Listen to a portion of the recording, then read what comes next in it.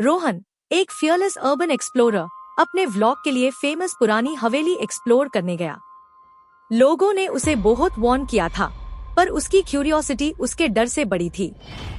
रात का सन्नाटा था, हवेली के चारों तरफ गहरा अंधेरा था। जैसे ही उसने रस्टी गेट को धक्का दिया, एक चिल्लाती आवाज आई, जैसे हवेली खुद नाराज हो। अंदर कदम रखते ही हवा में एक अनजानी ठंडक घुल गई। कैमरा ऑन था, फ्लैशलाइट की रोशनी में डस्ट और कॉबवेब्स नाच रहे थे। हर कोने से सदी हुई पुरानी कहानियां झांक रही थी। वो पहले हॉलवे से गुजरा, जहां से कुछ हल्की आहटें सुनाई दे रही थी, जैसे कोई उसके पीछे पीछे चल रहा हो। उसने पलट कर देखा, पर वहां सिर्फ घना अंधेरा था।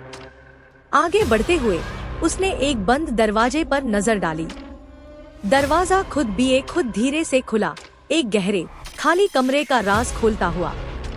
कमरे के बीच में एक बड़ा पुराना आईना रखा था, जिस पर बरसों की धूल जामी थी। रोहन ने आहिस्ता से आईने के करीब जाना शुरू किया। उसकी हार्ट बीट तेज हो रही थी। जैसे ही वो आईने के सामने खड़ा हुआ, उसके कैमरा की बैटरी सडनली डाइड। स्क्रीन पर बैटरी लो फ्लैश हुआ और फिर सब बंद। रोहन ने गुस्से से कैमरा को झटका, पर कोई फायदा नहीं। उसने अपनी सांस रोकी और आईने में अपनी रिफ्लेक्शन देखने की कोशिश की, लेकिन वहां उसकी रिफ्लेक्शन नहीं थी। उसने देखा, आईने में एक ब्लरी, डिस्टॉर्टेड फिगर उसके पीछे खड़ी थी। उसके आंखें लाल अंगरों की तरह चमक रही थी। रोहन की सांसें अटक गई। वो हिल भी नहीं पा रहा था।